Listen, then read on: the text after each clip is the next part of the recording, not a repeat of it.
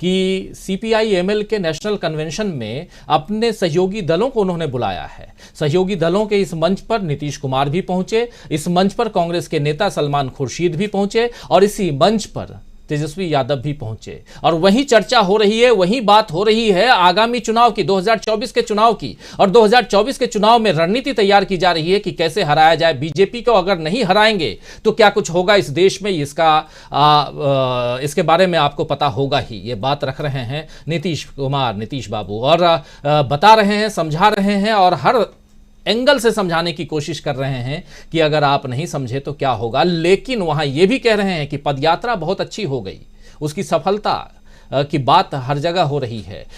तमाम विपक्षी दल अपने आपके साथ आने के लिए और एकजुट होने के लिए तैयार हैं, बस सब रास्ता देख रहे हैं, आपकी तरफ देख रहे हैं कि आप नजरें गड़ाए हुए हैं कि आप कब इधर आते हैं और बात करते हैं।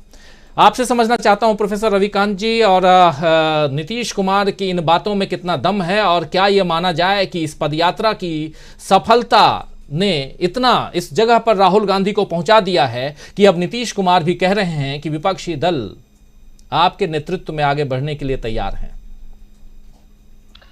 देखिए राजीव जी, जब से नीतीश कुमार आरजेडी के साथ आए हैं उसी समय से विपक्ष की खेमेबंदी के लिए वो लगातार तैयारी कर रहे हैं और उसके लिए उन्होंने बहुत सारे लोगों को कन्विंस भी किया। कांग्रेस पार्टी के साथ भी वो मिले और उन्होंने स्पष्ट रूप से ये भी कह दिया कि कांग्रेस पार्टी के बिना कोई गठबंधन नहीं सकता है। मुझे लगता है कि नीतीश कुमार बहुत स्पष्ट हैं कि हमें किस तरह से 2024 में नरेंद्र मोदी का मुकाबला करना है, और इसलिए भी मुझे लगता है कि बहुत मुस्तैद हैं और बहुत, क्योंकि उन्होंने मोदी जी को समझा भी है, बहुत उनके साथ भी रहे हैं, तो करीब में रहने का एक फायदा होता है। तो इसलिए उन्होंने जो आज कहा माले की इस मीटिंग में कि हम तो कांग्रेस पार्टी का इंतजार कर रहे हैं और हमसे बहुत सारे लोग, बहुत सारे पार्टियों के लोग संपर्क कर रहे हैं कि हम लोग एक साथ बैठ लें। यही है कि विपक्ष की धुरी कैसे बनेगी और कौन बनेगा, उसमें नीतीश कुमार निश्चित रूप से अपने आप को सेंटर में रख रहे हैं। हालांकि कोई भी व्यक्ति ये नहीं कहेगा कि वो प्रधानमंत्री बनना चाहते हैं, लेकिन विपक्ष की धुरी बनने का मतलब ही वही है कि उसे विपक्ष के लीडर के रूप में स्वीकार किया जाए। नीतीश कुमार इस बात का बहुत स्पष्ट संकेत कर रहे हैं, लेकिन इसके साथ साथ वो एक स्पेस भी छोड़ रहे हैं। जब वो ये कह रहे हैं कि कांग्रेस पार्टी की यात्रा बहुत अच्छी हुई और हम आपकी तरफ देख रहे हैं, तो नीतीश कुमार साथ साथ दूसरी बात भी कह रहे हैं। वो एक संकेत भी छोड़ रहे हैं कि जरूरी नहीं है कि मैं ही रहूं, कोई और भी हो सकता है और कांग्रेस पार्टी भी वो हो सकती है। तो ये तो आने वाले वक्त में इसका फैसला होगा, लेकिन नीतीश कुमार विपक्ष की धुरी बन करके काम करना चाहते हैं, ये उन्होंने स्पष्ट रूप से कह दिया है। दूसरी बात कि जो मॉडल की बात हुई कि आप बिहार का मॉडल और जो महाराष्ट्र का मॉडल, निश्चित रूप से विपक्ष की एकता का बेहतरीन मॉडल है और इसी तरह के मॉडल को आपको उत्तर प्रदेश से लेकर के और दूसरे राज्यों में करने की जरूरत है। लेकिन उसमें सबसे जो कमजोर कड़ी है वो उत्तर प्रदेश ही है, क्योंकि यहाँ पर समाजवादी पार्टी के मुखिया अखिलेश यादव चंद्रशेखर राव के साथ गए। अब उनका क्या रुख होगा, या मुझे लगता है कि नीतीश कुमार से वो ज्यादा नजदीक हैं, खास करके तेजस्वी यादव से ज्यादा नजदीक हैं, तो वो कहीं बाहर जाएंगे नहीं।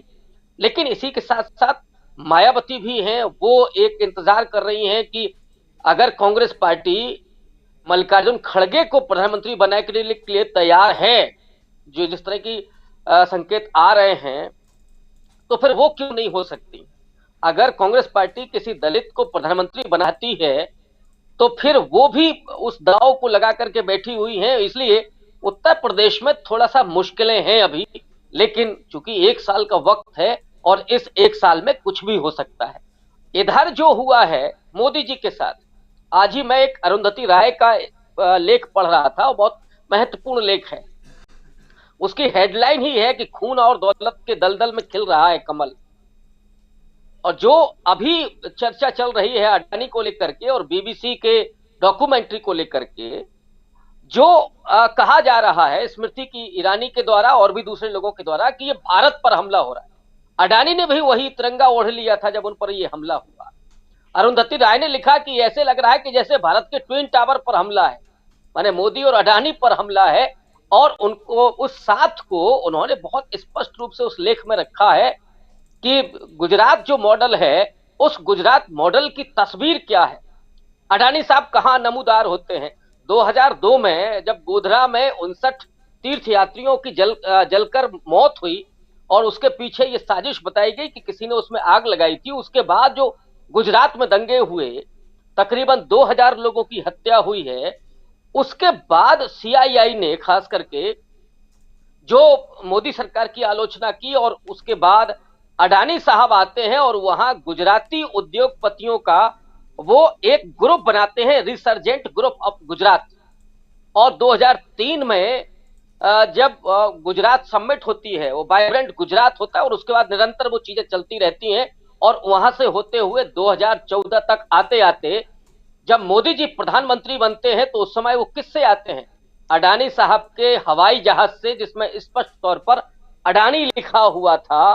तो ये जो यात्रा है मोदी और अडानी की साथ साथ चलते हुए, जहां पर वो 8 अरब डॉलर से शुरू करके 137 अरब डॉलर की संपत्ति जुटाते हैं, दुनिया के दूसरे नंबर के अरबपति हो जाते हैं।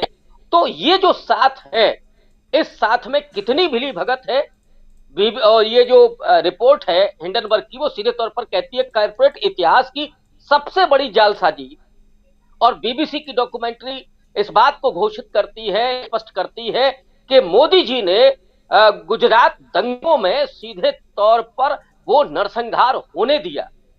और उसमें एक नहीं, तमाम गवाहों की वो गवाहियां हैं कि तमाम फोन किए गए, फिर भी उस समय गुजरात की सरकार हाथ पर हाथ धरे बैठी हुई थी और ये नरसंहार होने दिया था।